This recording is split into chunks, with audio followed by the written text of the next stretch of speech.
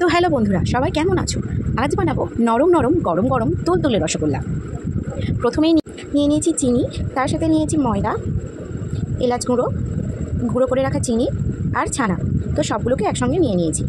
একটা থালার মধ্যে আমি ছানাটাকে নিয়ে নেব। এর সাথে আমি মিশিয়ে নেব 2 চামচ চিনি গুঁড়ো, যেটা প্রথম আগে থেকেই করে রেখেছিলাম। 2 চামচ চিনি গুঁড়ো আমি ওর সাথে দিয়ে দিলাম। এরপর দেবো আমি 2 চামচ ময়দা, যেটা আগে থেকে রেখেছিলাম, তোমাদের দেখিয়েছি। তো 2 চামচ ময়দা এর সাথে দিয়ে দেবো।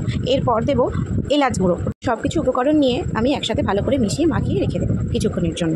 দেখো, তারপরে এরকম গোল গোল শেপ দিয়ে নিয়েছি। তো একটা পাত্রের মধ্যে আমি জল গরম করতে দিয়ে দিয়েছি। তারপরে জলটা ফুটে যাওয়ার পর আমি দেখো চিনিটা জলের মধ্যে দিয়ে দিলাম। তো চিনিটা একটু ভালো করে নাড়ানাড়ি করে নেব। তারপরে দিয়ে দিয়েছি গোটা এলাচ ফাটিয়ে রেখেছিলাম।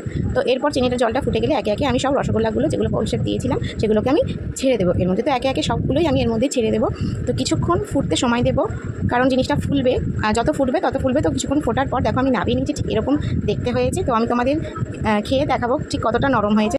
দেখো, আমি চামচ দিয়ে কাটলাম, দেখেই বুঝতে পারছো ঠিক কতটা নরম হয়েছে। একদম নরম নরম গরম গরম তুলতুলে রসগোল্লা, জাস্ট অসাধারণ। ওহ লাভলি।